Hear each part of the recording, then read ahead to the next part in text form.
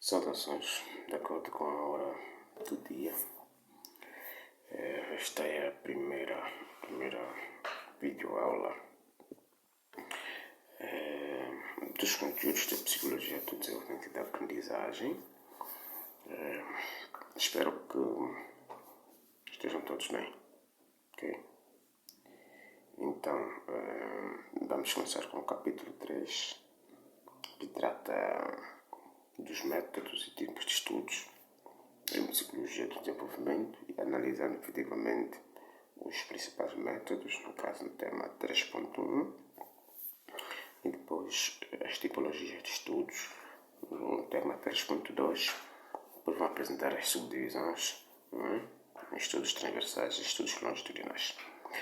Bom, o objetivo desta aula é conhecer, na verdade, os principais métodos e os tipos de estudos que são utilizados a nível da psicologia do desenvolvimento e aprendizagem para se fazerem pesquisas, ok? No entanto, os métodos são vários, ok? Nomeadamente o método de observação sistemática, os métodos psicofisiológicos, o questionário ou os questionários, o estudo de caso e as descrições etnográficas. São 5 métodos que o programa e o material dispõem. Então vamos passar a descrever cada um deles, ok? Então, o que é a observação sistemática? A observação sistemática é o método que permite ao investigador observar ou registar os comportamentos tal como eles ocorrem, ok? Agora, a observação sistemática pode ser feita de duas formas. Pode ser feita em contexto natural, que é no local em que o observando ou o indivíduo a ser observado está habituado, ok? Mas também pode ser feita, a observação sistemática pode ser feita em situação estruturada, que é aquela em que o observador estrutura ou cria uma situação para acelerar o surgimento do comportamento que ele pretende observar.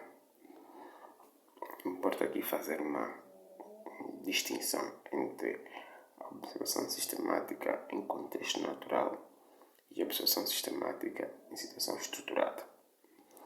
E qual é a diferença?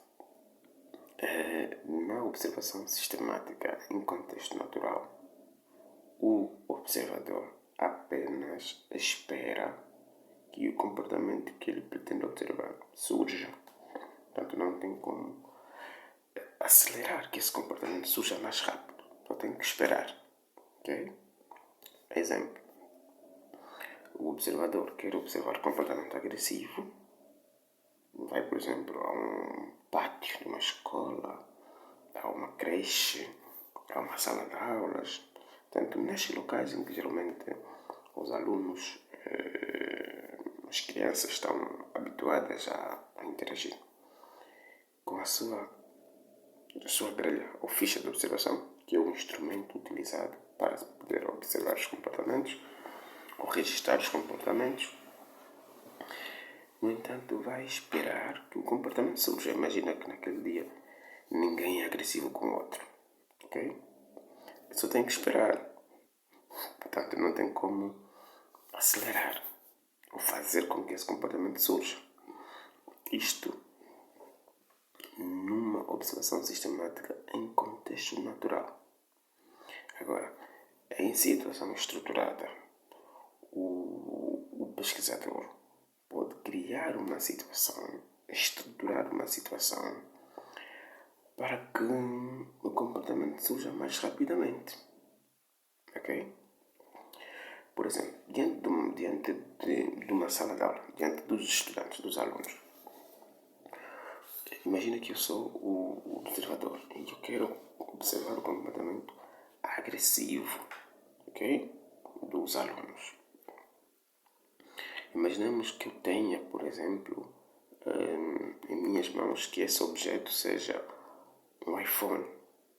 Um iPhone 16 Pro Max, como vocês gostam, né? Muito bem. E eu digo assim, queridos alunos, quem chegar primeiro fica com o iPhone. Então haverá agressividade, disputa, ok? Entre os estudantes ou os alunos para poderem alcançar o iPhone. Ou seja, nesse momento, o que eu estou a fazer? Eu estou a estruturar uma situação para observar mais rapidamente o comportamento agressivo. Ok? Assim sendo, estarei a fazer uma observação sistemática, porque ela é planificada. Ok? E em situação estruturada, porque eu estruturo a situação para observar mais rapidamente o comportamento. Ok? Muito bem. Então, o que são métodos psicofisiológicos?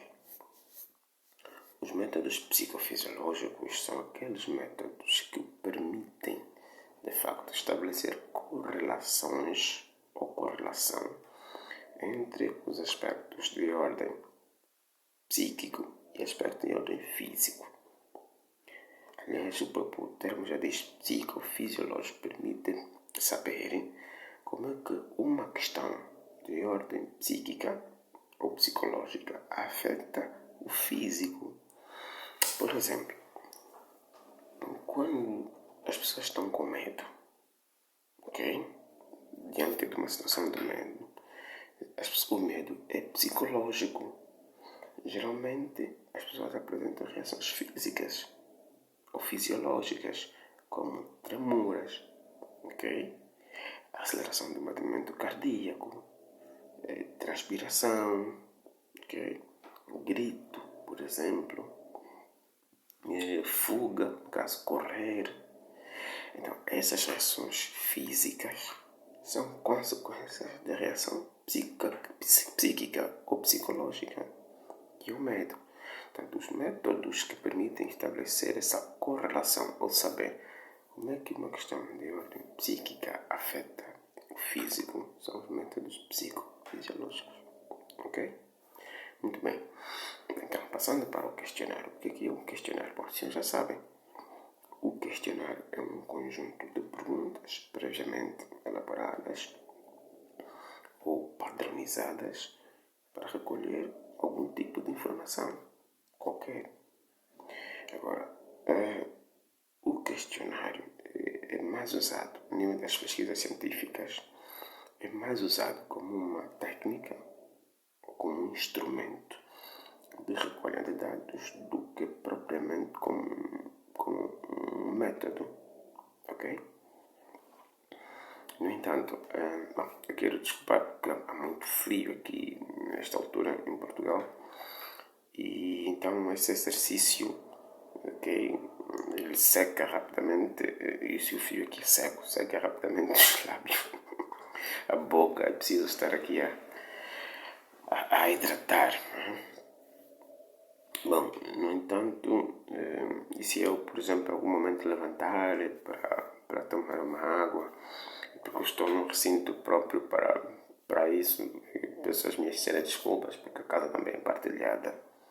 No entanto, em algum momento pode entrar algum elemento e, portanto, não relevem essa questão, ok? Não relevem essa questão.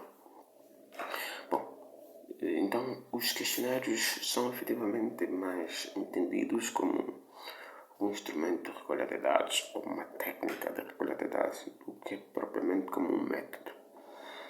Mas em resumo, os questionários são efetivamente um conjunto de uma bateria de perguntas previamente elaboradas para poder recolher alguma informação. Agora, passando para outro método, que é o estudo de caso. O que é o estudo de caso? O estudo de caso é um método que permite analisar os aspectos de caráter idiosincráticos ou individuais de um sujeito ou de um grupo. Ou seja, o que é o estudo de caso? O estudo de caso é um segmento ou um acompanhamento que é feito a um indivíduo em particular ou a um grupo de indivíduos com o objetivo de se retirar, ok, os aspectos idiosincráticos ou particulares deste sujeito, deste indivíduo ou deste grupo. Ok? Passando para as descrições etnográficas, ou a descrição etnográfica. Na verdade, a descrição etnográfica é uma observação participante. Ou seja, é feita a descrição etnográfica, que é a descrição de uma etnia, de um grupo étnico, por isso aqui a descrição etnográfica. Ela é feita com recurso, como já disse, observação participante. E o que é observação participante? A observação participante é aquela que acontece com a presença ou a integração do observador no grupo que pretende observar. Okay? Geralmente faz esse tipo de observações quando os observadores se deslocam aos grupos a observar. Okay? Está dentro do grupo. Enquanto está dentro do grupo, vai observando e vai registrando efetivamente aquilo que observa. Depois, no momento a posterior, já de modo isolado, vai fazer um melhoramento ou uma melhor elaboração daquilo que registrou enquanto esteve dentro do grupo. Bem, passando efetivamente para outras questões, né, para os tipos de estudos, mas antes quero recordar que as pesquisas a nível da psicologia do desenvolvimento podem ser feitas,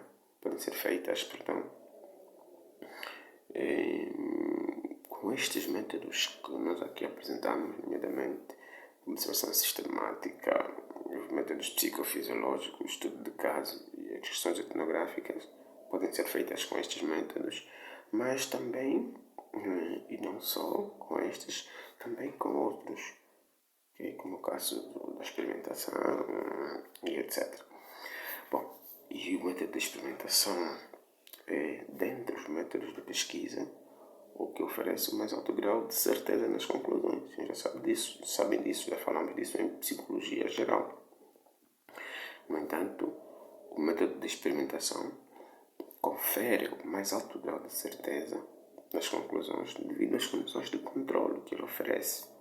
Ok? Muito bem. Então vamos falar agora dos tipos de estudos.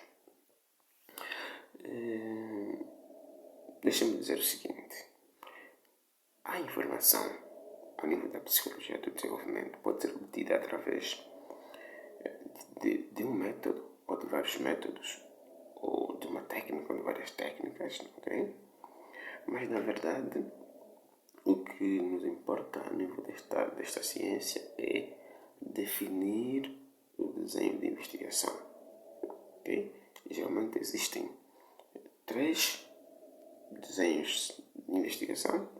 Pode ser um desenho qualitativo, um desenho quantitativo, ou também pode fazer um desenho misto, onde se aglutinam, na verdade, estes 2 tipos, de qualitativo e quantitativo, que é visto ou definido como um desenho misto, um tipo de pesquisa mista. Isso para as pesquisas ao nível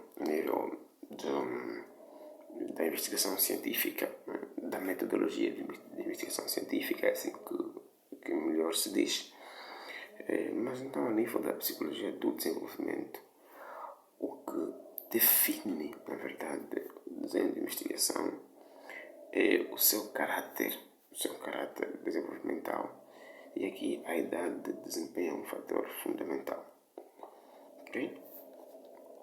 Portanto, meus caros, quais são os tipos de estudos que existem a nível da psicologia do desenvolvimento? São fundamentalmente 2 tipos: estudo transversal e estudo longitudinal. Vamos conceituar um e outro, depois ver a vantagem de um e de outro, e também as suas respectivas desvantagens. Então, o que é um estudo transversal?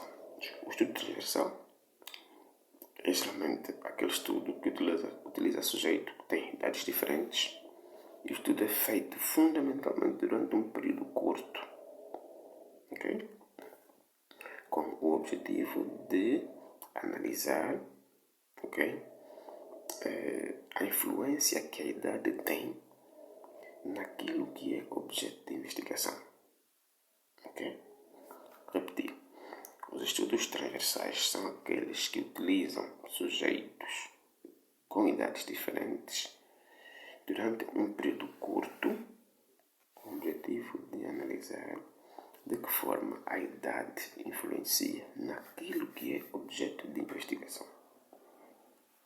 Conceito muito simples. Vamos ver agora o conceito de estudo longitudinal, para poder estabelecer essa comparação. O que é o estudo longitudinal?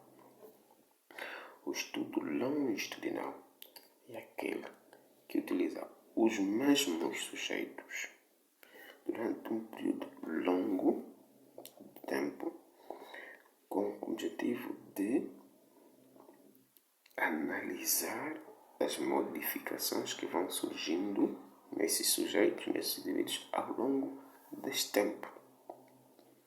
Qual é a diferença fundamental entre o estudo transversal e o estudo longitudinal?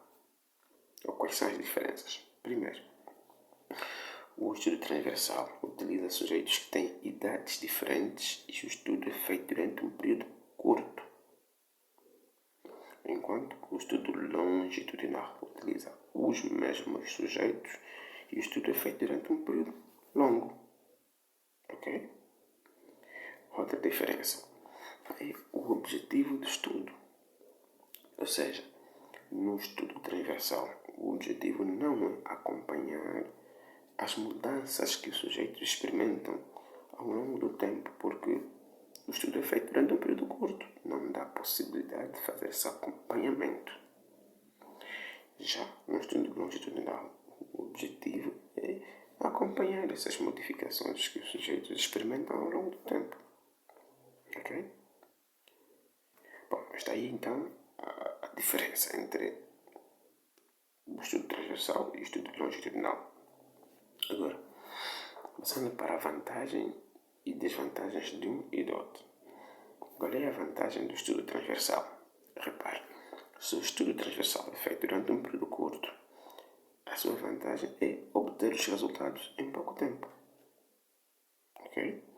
Em um dia, em 2 dias, temos os resultados em pouco tempo. Não precisa que seja um período longo. Vantagem. Ok? E qual é a desvantagem do estudo transversal? Bom, se o estudo é feito durante um período curto, ok, não permite acompanhar as modificações que os sujeitos precisam experimentar ao longo do tempo. E lembrem-se que, a nível do conceito desta ciência, nós definimos a psicologia do desenvolvimento como uma ciência que estuda as transformações, ok, que ocorrem nos sujeitos, ok, ao longo do tempo.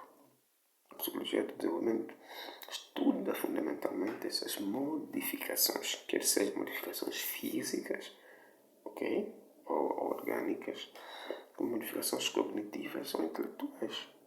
Portanto, a psicologia do desenvolvimento estuda efetivamente essas mudanças.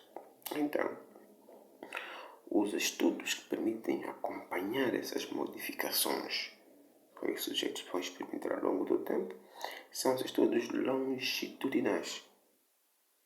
Ok? Muito bem. Então, quais são as desvantagens? Recapitulando.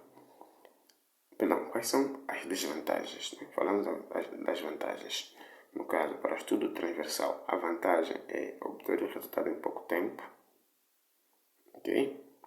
E para o estudo longitudinal é poder acompanhar as modificações que os sujeitos experimentam ao longo do tempo.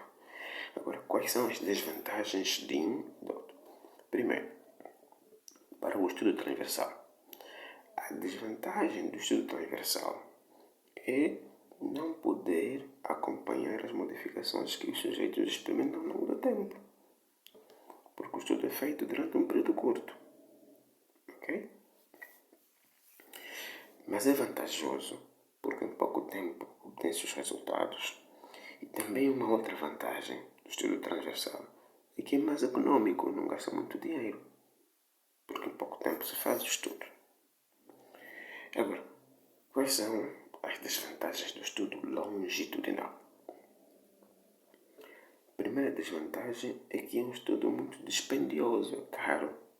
Se o estudo for feito em 10 anos, e que, por exemplo, o investigador, se fazer um estudo com recurso ao questionário, ou com método de questionário, vai ter que todos os dias imprimir questionários.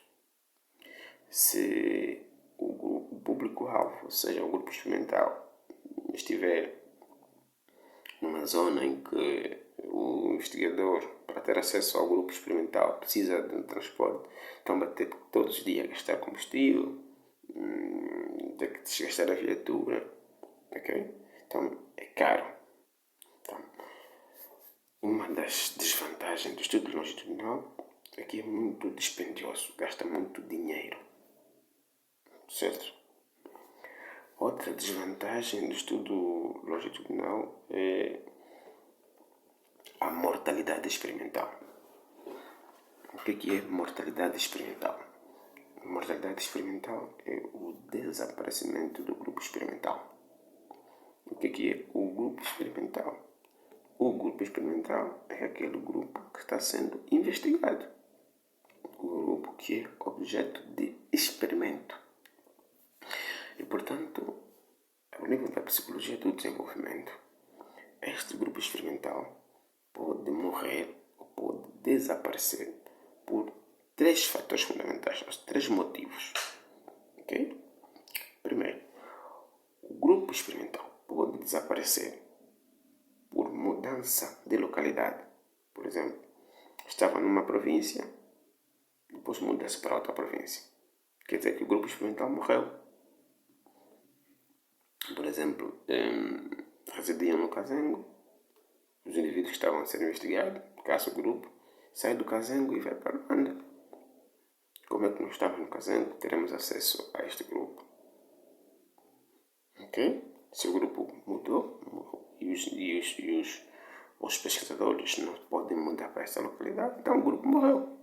Deixou de existir. Ok? Muito bem. Então, o grupo experimental pode morrer por mudança de localidade. Mas também pode morrer por morte física. As pessoas podem conter alguma doença. Ficaram doentes. Tiveram um acidente qualquer. Desapareceram, as pessoas morreram fisicamente. E outra questão que também tem a ver com a mortalidade experimental é a desistência voluntária. Dizemos que a mortalidade experimental é o desaparecimento do grupo experimental. E este grupo experimental pode desaparecer por 3 motivos: mudança da localidade, okay? Morte física e desistência voluntária das pessoas. Estas 3 questões só dizem respeito à mortalidade experimental, que é o desaparecimento do grupo que está a ser investigado. Ok? Muito bem. Então, a mortalidade experimental é uma das desvantagens do estudo longitudinal. Okay? Portanto, o estudo, como é feito durante um período longo, as pessoas podem morrer, podem mudar para uma outra localidade, ou podem desistir involuntariamente, já não querem mais fazer parte da pesquisa. Ninguém pode os obrigar. Sim? Muito bem. Então,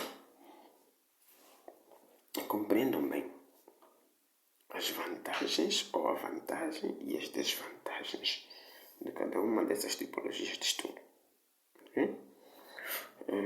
Nos estudos transversais, a vantagem é obter os resultados em pouco tempo. Okay? Primeira vantagem. Segunda vantagem do estudo transversal é não gastar muito dinheiro, é mais econômico. É vantajoso, todo mundo quer poupar dinheiro. Hoje em dia, então, pior ainda, com essa situação financeira, econômica mundial, né? A crise. No entanto, vantagem. Já para o estudo longitudinal, a vantagem não é a questão econômica, mas sim Vantagem tem que ver com a possibilidade de acompanhar a forma como os sujeitos vão se modificar ao longo do tempo. Ou seja, o que é vantagem no estudo transversal, que é a questão econômica, e a obtenção dos resultados em pouco tempo, passa a ser desvantagem para o estudo longitudinal. Ok? Porque o estudo longitudinal não será econômico por conta do período do tempo, da duração do estudo. Vai gastar sempre mais dinheiro do que o estudo transversal. Imagina fazer um estudo em 10 anos, gasta mais dinheiro que fazer um estudo em um dia. Ok? Muito bem.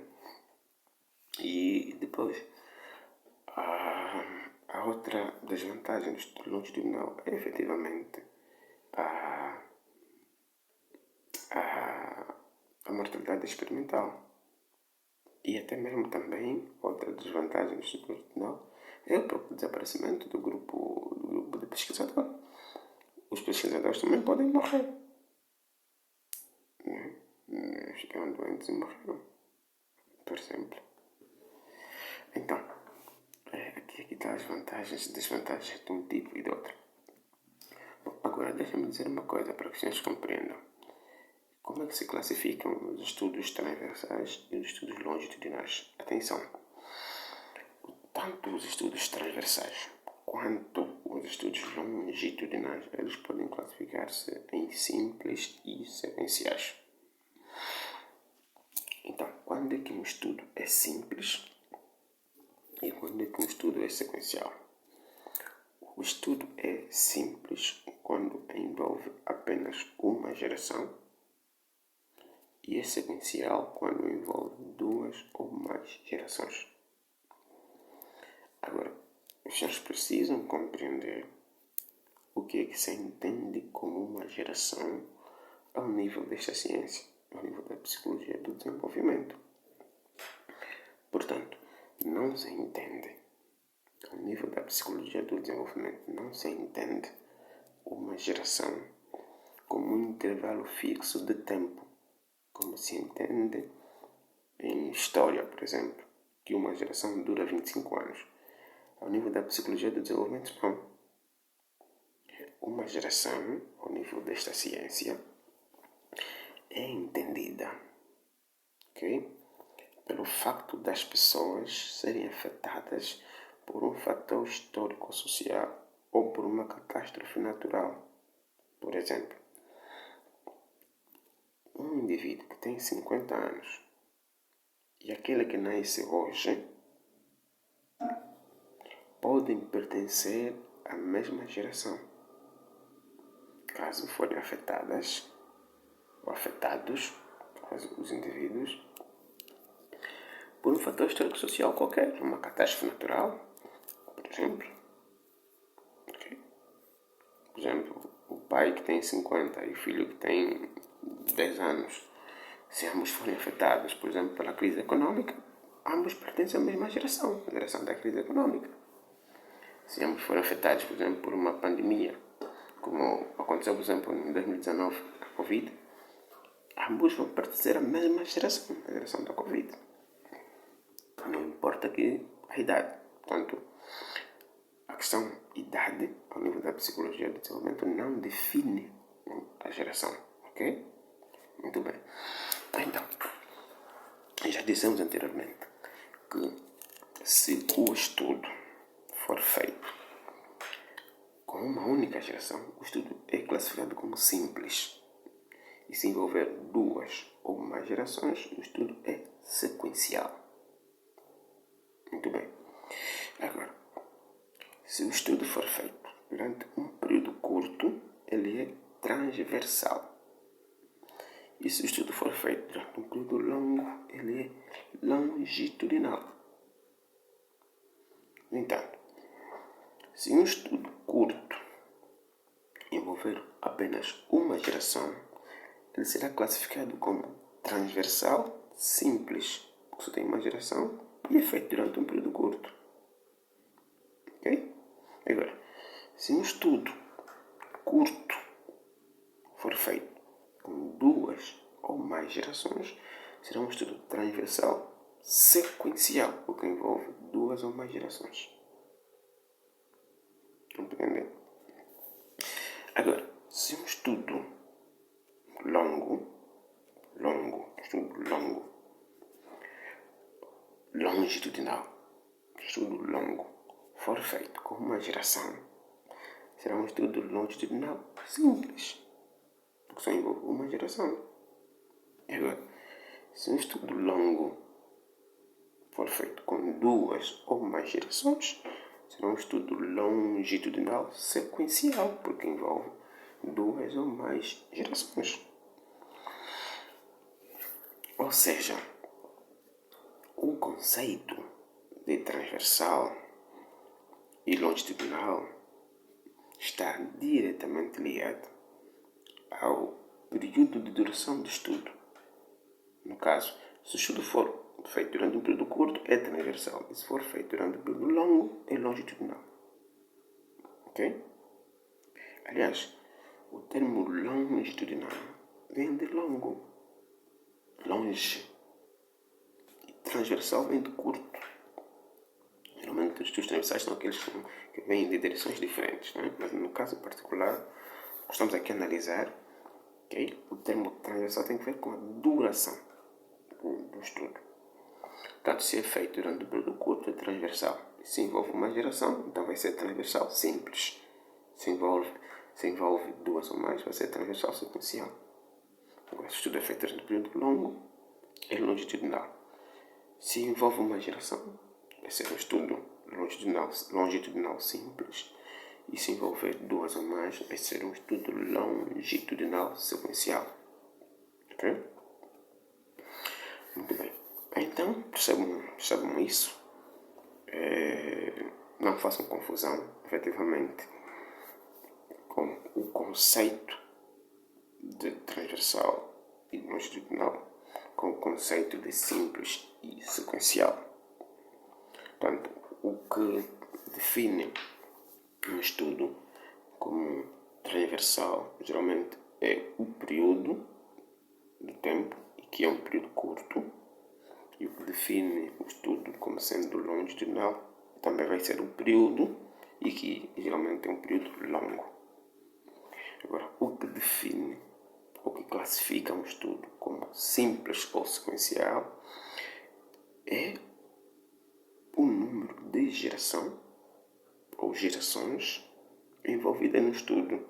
Portanto, se o estudo envolve uma única geração, o estudo é simples. Se envolve 2 ou mais, é um estudo sequencial. Repito, se o estudo envolve uma geração, ele é simples. Se envolve 2 ou mais gerações, ele é sequencial. Então, é isso que vocês precisam perceber, ok? E vamos depois apresentar aqui por escrito, deixar por escrito uma situação, uma ou várias situações, para que os senhores possam efetivamente compreender se o estudo é transversal ou se é longitudinal, se é simples ou se é sequencial. Entanto, vamos deixar por escrito e depois vocês vão responder como exercício individual, para ver se os senhores compreenderam efetivamente isso durante a aula. Vamos definir aí um período para vocês poderem responder, para ver se compreenderam o que é um estudo simples, o que é um estudo sequencial, o que é um estudo transversal, o que é um estudo longitudinal, e quando um estudo é transversal simples ou transversal sequencial, e quando é que é transversal, longitudinal simples e longitudinal sequencial. Portanto, meus caros colegas, estudantes da Escola Superior Pedagógica de Kwanza Norte, é tudo que tinha para poder partilhar convosco sobre este tema. Desejo que leiam bem o material, estudem e apresentem as vossas inquietações de forma escrita, não ao longo da turma virtual, ok? Então, fiquem bem e que se dediquem nos estudos. Uma recomendação: o professor monitor que está indicado para poder assegurar a realização dessas tarefas representa a minha figura, ok? Na sala de aulas, portanto, deve merecer de vossa parte o devido respeito e consideração. As presenças são fundamentais, porque elas são classificadas e são tiradas na turma virtual. Portanto, os que não estiverem na sala de aulas e a lista que for feita é uma lista a contar também.